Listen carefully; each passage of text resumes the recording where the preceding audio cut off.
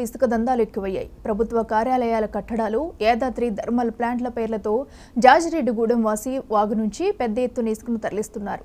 వాగులో వ్యవసాయ బావులు, పంట పొలాలని చూడకుండా ఇష్టారాజ్యంగా ఇసుకను తీసుకెళ్తున్నారు.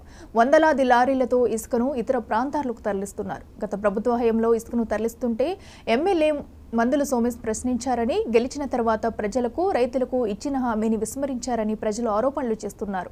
తాను గెలిస్తే ఇసుకను తీసుకెళ్లనివ్వనని వాగ్దానాలు చేసిన ఎమ్మెల్యే ఇప్పుడు అక్రమంగా ఇసుకను తీసుకుని వెళ్తున్నారంటూ ఎమ్మెల్యే సామేలుపై స్థానికులు, రైతులు ఆగ్రహం వ్యక్తం చేస్తున్నారు.